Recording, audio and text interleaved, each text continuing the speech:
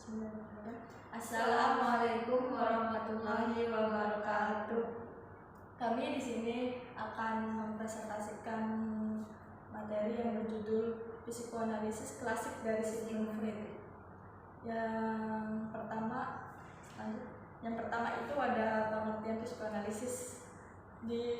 Kita sebelumnya sudah pernah membahas apa itu psikoanalisis.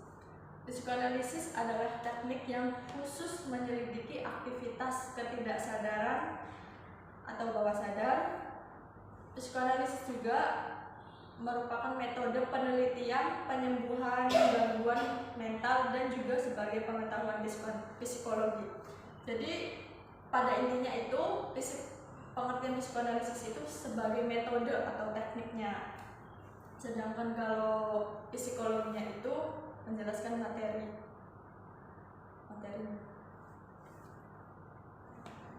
Lanjut, ada struktur kepribadian.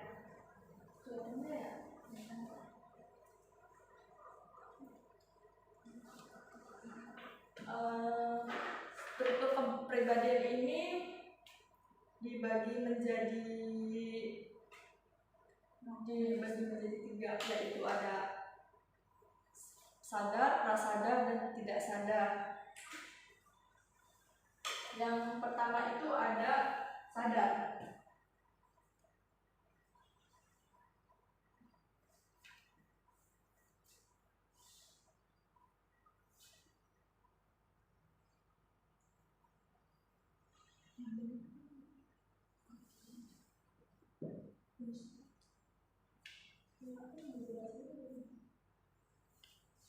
Sadar adalah tingkat kesadaran yang berisi semua hal yang kita cermati pada saat tertentu. Menurut Freud, hanya sebagian kecil saja dari kehidupan mental yang masuk ke kesadaran. Contoh dari sadar itu adalah ingatan, pemikiran, dan perasaan. Kayak misalnya kayak Melissa sama Belinda itu sekarang presentasi, jadi harus memikirkan untuk materi selanjutnya yang akan dibahas. Yang kedua itu ada prasadar.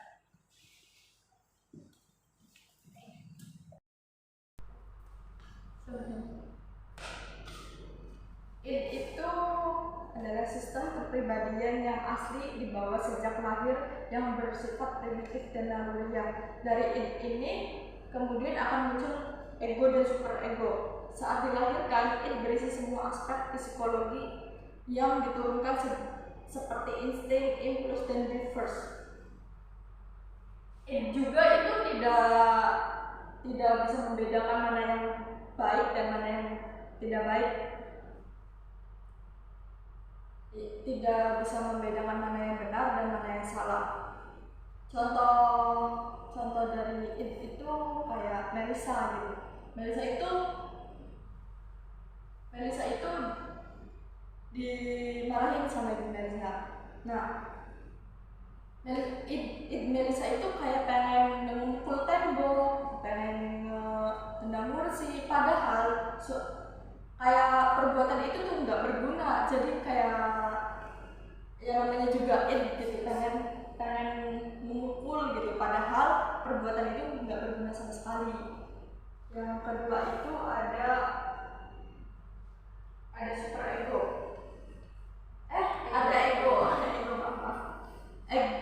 Ego berkembang dari id agar orang mampu menangani realita, sehingga ego beroperasi mengikuti prinsip realita. Prinsip itu dikerjakan melalui proses bundar, yakni berpikir realistik yang menyusun rencana dan menguji apakah rencana itu menghasilkan objek yang dimaksud. Berarti ego itu kan tadi kan Melissa sama udah ya sekarang ego enggak itu. Contoh dari ego itu kan menangani keadaannya, kayak Melisa ya beli emas di Melinda. Nah, Melisa ini menyisihkan uang jajan Melisa itu untuk beli emas agar emas itu buat investasi ke depannya. Digunakan untuk hal yang bermanfaat. Yang selanjutnya itu ada superego. Superego adalah kekuatan moral dan etika dari kepribadian yang beroperasi memakai prinsip idealistik sebagai lawan dari prinsip kepuasan dan prinsip realistik dari superego.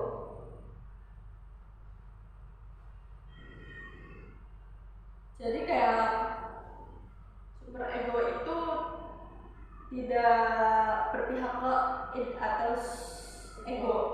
Jadi kayak superego itu akan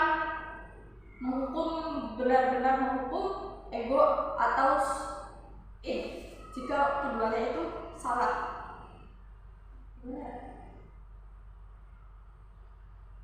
Ya, kesalahan dari id dan ego. Jadi kayak tidak segan-segan kayak yang main gak ada ampun buat menghukum. Yang selanjutnya itu ada dinamika kepribadian. Dinamika kepribadian itu akan disampaikan oleh rekan saya. Ya, dilanjut dari materi Melisa. Tadi saya akan membahas dinamika kepribadian. Nah, dalam dinamika kepribadian menurut Freud menyatakan bahwa gagasan bahwa energi fisik itu bisa diubah menjadi energi psikis. Jadi energi fisik itu bisa diubahkan menjadi energi psikis dan sebaliknya, atau psikis menjadi energi fisik. Yang menjembatani energi fisik dengan kepribadian adalah id dengan naluri-nalurinya atau insting. Yang pertama itu ada insting sebagai energi psikis. Saya tulis sendiri ya.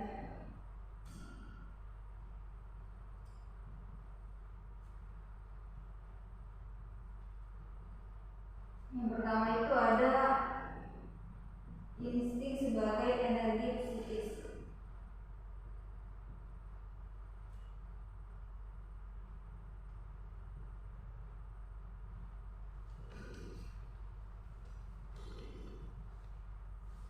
Nah, insting apa itu insting tadi? Insting adalah sebuah naluri yang akan direspon oleh psikis. Jadi insting itu bisa mengubah energi psikis kita. Yang pertama, insting itu sebagai energi psikis. Insting adalah perwujudan psikologi dari kebutuhan tubuh yang menuntut pemuasan. Energi insting dapat dijelaskan dari sumber source, tujuan, objek, dan daya dorong yang dimilikinya. Seperti misalkan saya ingin menaiki sebuah mobil. Nah, dari situ saya mempunyai sumber keinginan untuk menaiki mobil, dan saat saya menaiki mobil, saya itu mempunyai sebuah aim atau tujuan.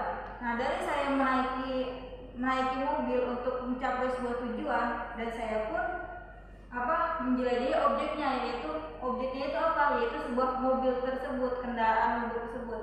Dan dari saya menaiki mobil itu ada daya dorong atau impetus yang dimiliki. Misalkan pas saya naik mobil, saya udah berfirasat bahwa saya udah bernaluri bahwa saya nggak akan kuat menaiki mobil di saat puasa karena saya nanti akan mual.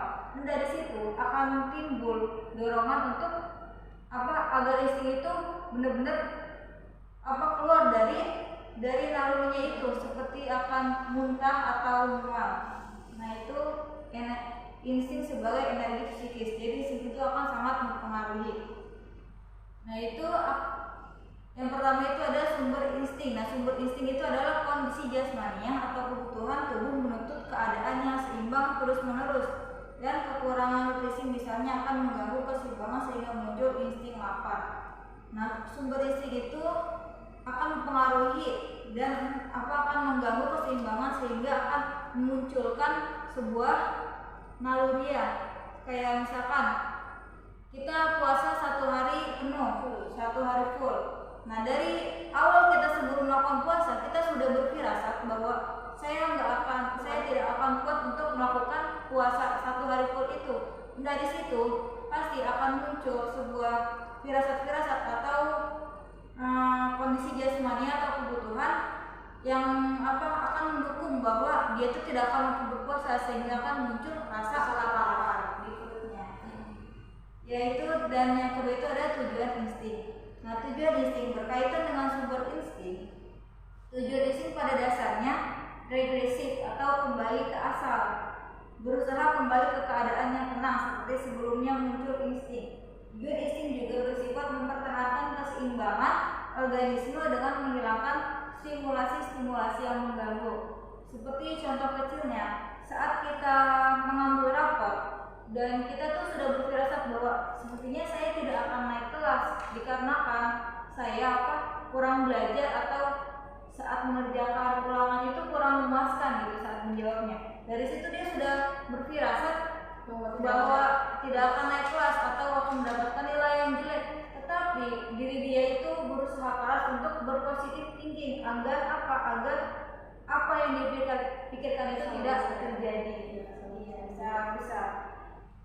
Yang ketiga itu ada objek insting. Segala sesuatu yang menjembatani antara kebutuhan yang timbul dengan pemenuhannya. Energi insting dapat dipindahkan dari objek asli ke objek lain yang tersedia untuk mereduksi tegangan. Jika pemindahan menjadi permanen, maka proses itu disebut derivative insting. Jadi objek insting kayak yang seperti tadi sudah saya jelaskan di awal bahwa tentang contoh dari naik mobil ya, mobil itu menjadi objek dari insting itu menjadi insting itu menjadi objeknya. Terus yang keempat itu ada daya dorong insting.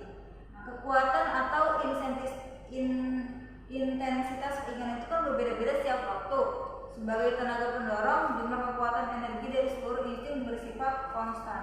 Jadi insting itu bersifat konstan, atau kita nggak bisa memikirkan bahwa kita nggak bisa nentuin insting itu datangnya kapan, tetapi insting itu akan datang secara kontan atau tiba-tiba.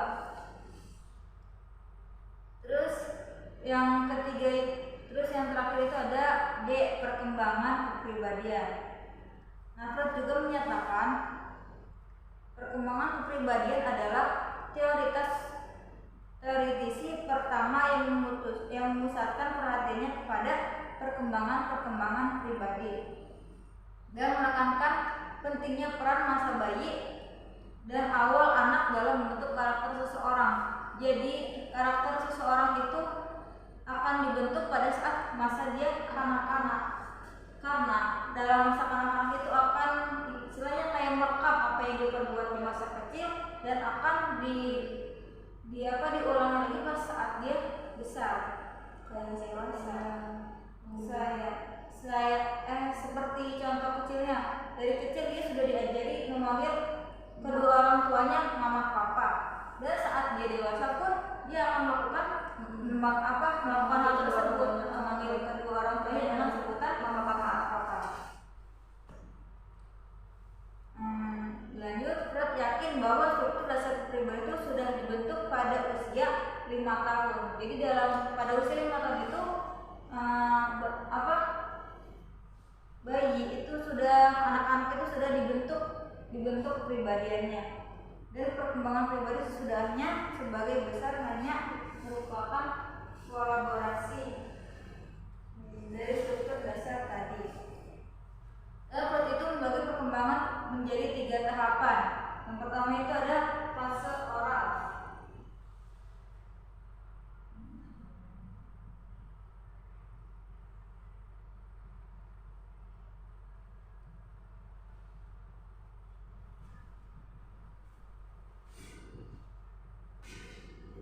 Pertama itu ada fase oral dari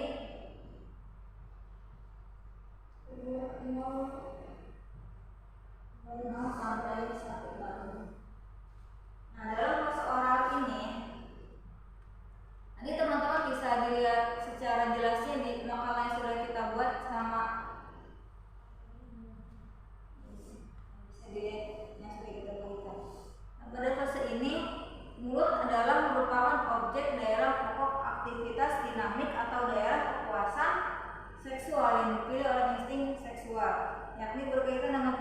kebutuhan dasar akan makanan atau minuman. Dalam fase ini biasanya anak-anak itu akan belajar mendengar mengucapkan apa yang dia di sekitar lingkungannya itu. iya, apa yang dia dengar di sekitarnya, dan mulut pun akan merespon apa yang dia rasakan. Seperti misalnya ibunya itu memberikan makanan yang rasanya agak sedikit asin, nah lidah itu sudah mulai merespon. Yang kedua itu ada fase anal. Fase anal itu dari usia 1 sampai 2 atau 3 tahun.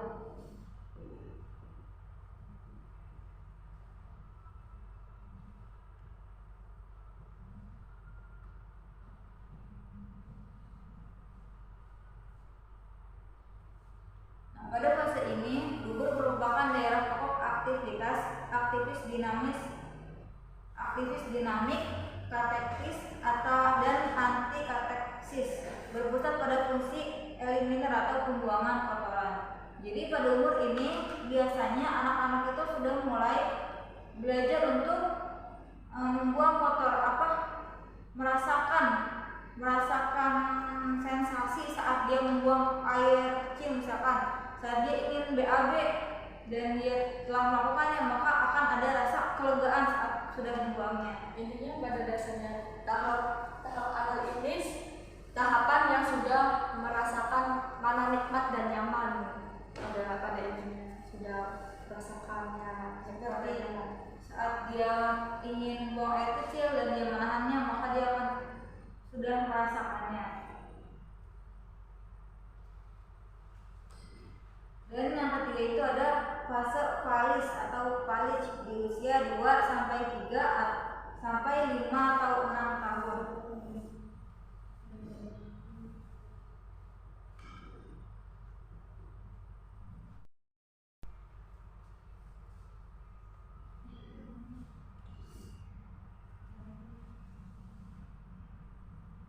Terus itu tadi fase valis ya. Fase valis itu maksudnya alat kelamin merupakan daerah erogen terpenting, atau masturbasi menimbulkan kenikmatan yang besar. Pada saat yang sama terjadi peningkatan gairah seksual anak kepada orang tuanya yang mengawali berbagai pergantian karakteristik objek yang penting. Seperti fase anal ya, jadi dia sudah mulai merasakan. Jadi alat kelamin ini pada fase ini alat kelamin merupakan daerah erogen terpenting, masturbasi. Intinya fase balik ini fase dimana sudah merasakan mana yang nyaman, mana yang nikmat dan mana yang tidak nikmat. Lanjut fase keempat itu ada fase latensi itu usia 56 sampai 12 atau 13 tahun. Nah, pada fase ini anak mengembangkan kemampuan sublimasi, yakni mengganti kepuasan libido dengan kepuasan non seksual, khususnya di bidang intelektual, atletik, keterampilan dan hubungan teman sebaya. Jadi anak itu sudah mulai mempelajari sesuatu dibandingkan dengan masa sebelumnya. Yang sebelumnya masih bermain mengenal benda di sekitarnya, maka di fase laten ini sudah mulai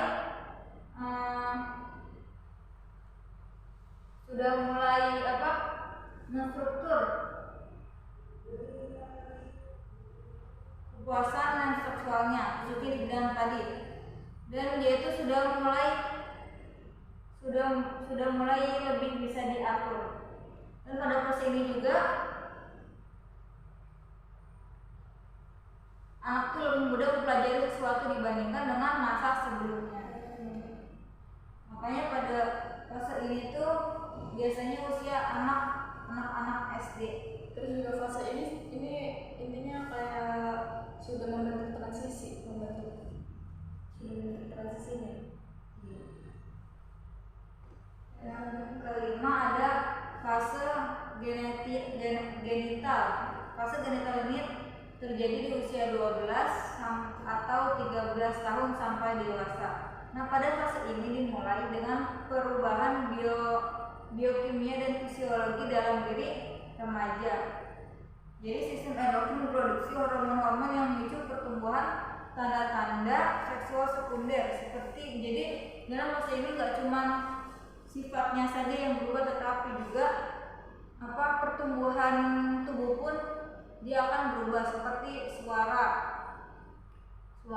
yang misalkan kalau anak laki-laki suaranya seperti lebih terdengar lebih berat, dan rambut juga menjadi lebih semakin panjang, dan pertumbuhan lainnya. Dan pada fase ini impuls seks mulai disalurkan ke objek di luar, seperti dia ingin beradaptasi dalam kegiatan kelompok dan menyiapkan karir, cinta lawan jenis, perkawinan, dan keluarga. Jadi pada fase ini pada fase 12 sampai dewasa ini seseorang sudah mulai memikirkan karir masa kedepannya kayak gimana. Jadi dia sudah mulai sudah ada pemikiran yang lebih ke jenjang selanjutnya.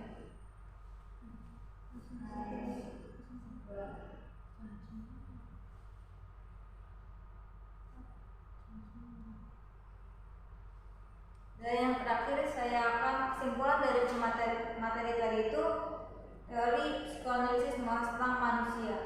Manusia itu sendiri itu pasti mempunyai kepribadian yang berbeda-beda dengan makhluk yang lainnya. Jadi nggak bisa disamakan dengan makhluk lain seperti hewan, tumbuhan, itu berbeda. Pada teori ini membahas tentang alam sadar, alam prasadar, dan alam tak sadar yang ada pada manusia. Nah, teori tersebut merupakan teori yang belum sempurna. Freud mengungkapkan bahwa sebuah kesadaran diri hanya mengandalkan pada alam bawah sadar kita saja, karena pada hakikatnya seperti Freud mengungkapkan bahwa isi atau materi ketidaksadaran memiliki kecenderungan kuat untuk bertahan terus dalam ketidaksadaran. Nah, pengaruh dalam mengatur tingkah laku sangat kuat walaupun tidak disadari. Jadi kita tuh walaupun alam Sigmund Freud juga membahas tentang ego dan superego. Nah, teori ini juga membahas tentang dinamika mekanisme pertahanan ego dan perkembangan kepribadian. Nah, teori motivasi Sigmund Freud ini juga menekankan pentingnya tahap pertumbuhan pada diri manusia itu sendiri. Ya. Selesai Telah selesai pembahasan dari kami.